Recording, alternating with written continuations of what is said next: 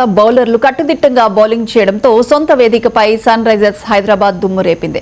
ఇటీవలే కోల్కతా చేతిలో ఓడిన 3 రోజుల వ్యవధిలోనే బలంగా పుంజుకోవటమే కాక పంజాబ్ కింగ్స్ ను మట్టి కర్పించి పాయింట్ల పట్టికలో అగ్రస్థానానికి ఎగబాకింది. ఇరు జట్ల మధ్య నిన్న ఉప్పల్లో పూర్తి ఏకపక్షంగా సాగిన పోరులో సన్ రైజర్స్ ప్రత్యర్థిని 33 పరుగుల తేడాతో చిత్తు చేసింది.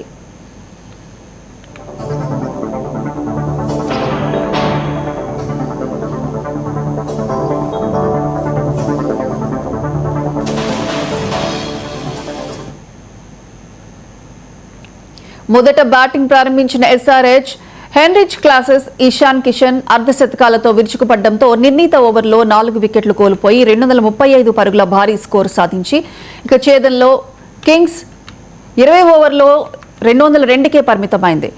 కూపర్ కనోలీ శతకం బాదిన తన జట్టును గెలిపించుకోలేకపోయాడు. కమిన్స్ కు player of the match award దక్కింది. ఇక ఈ సీజన్లో హైదరాబాద్ కు ఇది 7వ విజయం కాగా కింగ్స్ కు హ్యాట్రిక్ పరాభవం. 3.3 ఓవర్లోనే పంజాబ్ 3 కీలక వికెట్లు కోల్పోయింది. చేదవ తేలికేమీ కాదని తెలిసిన అయ్యర్ సేన ఏ దశలోనూ ఆ దిశగా సాగలేదు. ఈ సీజన్లో అద్భుతమైన ఆట తీరుతో ప్రత్యర్థుల బౌలింగ్ లైనప్ ను చీల్చి చెండాడుతున్న ఓపెనర్లు ప్రభ్సిమ్రన్ ప్రియాన్ష్ వెళ్లిపోవడం ఆ జట్టును దెబ్బతీసింది. కమిన్స్ తొలి ఓవర్లోనే ప్రియాన్ష్ ను పెవిలియన్ కు చేర్చగా 2వ ఓవర్లోనే బంతినందుకున్న నితీష్ ఫస్ట్ బాల్కే ప్రభ్సిమ్రన్ ను అవుట్ చేసి పర్యాటక జట్టుకు మరో షాక్ ఇచ్చాడు. ఇక 4వ స్థానంలో వచ్చిన సారథి శ్రేయాస్ సైతం తక్కువ స్కోర్కే అవుట్ అవడంతో ఆ జట్టు ఓటమి దాదాపుగా ఖరారైంది. ఈ క్రమంలో స్టోయినిస్ తో జత కలిసిన కనోలీ ఇన్నింగ్స్ ను నడిపించాడు. స్టోయినిస్ దూకుడుగా ఆడేందుకు యత్నించగా సివాంగ్ అతడికి చెక్ పెట్టాడు.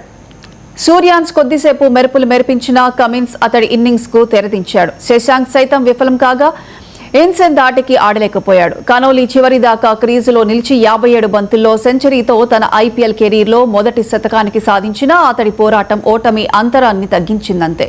ఇక టాస్ గెలిచి హైదరాబాద్ కు బ్యాటింగ్ అప్పగించిన శ్రేయస్ కు తానెంత తప్పు చేశాడో తెలియడానికి పెద్దగా టైం పట్టలేదు.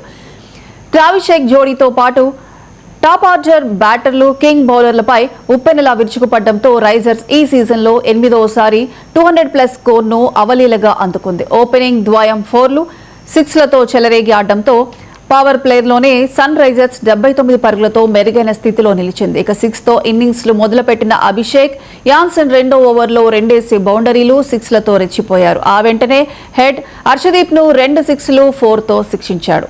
ఇక 6తోనే ఫెర్గూసన్ స్వాగతం పలికిన అభిషేక్ 3వ బంతికి షాట్ సరిగ్గా కనెక్ట్ కాక లాంగ్ ఆఫ్ లో శ్రేయాస్ చేతికి చిక్కాడు.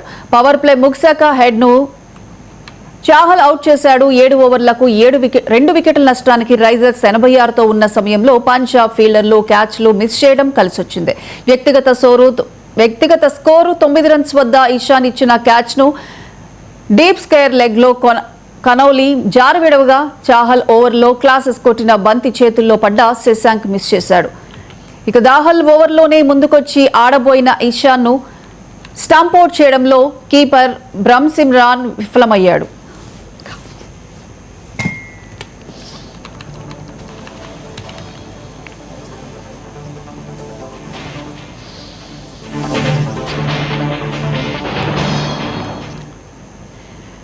రెండుసార్లు లైఫ్ రావడంతో ఇషాన్ రెచ్చిపోయి ఆడాడు. ఇక వైశాఖ్ 14వ ఓవర్లో హ్యాట్రిక్ 6లతో చెలరేగిన అతడు 28 బంతుల్లో అర్ధశతకం సాధించాడు. కానీ 50 తర్వాత ఆడే క్రమంలో హర్షదీప్ అతడిని వెనక్కి పంపాడు. అయితే అప్పటికే క్రీజులో కుదుర్చుకున్న క్లాసెస్ దంచుడు బాధ్యతను నితీష్ కుమార్ తో కలిసి పంచుకోవడంతో రైజర్ స్కోర్ బోర్డ్ బ్రేకులు లేని బండిలాగా దూసుకుపోయింది. యాన్సన్ ఓవర్లో ఈ ద్వయం తలా ఓ 6 బాది స్కోర్ను 200 పరుగుల మార్కును దాటించారు. ఇక క్లాసన్ 32 బంతుల్లో మరో అర్ధశతకాన్ని తన ఖాతాలో వేసుకున్నాడు.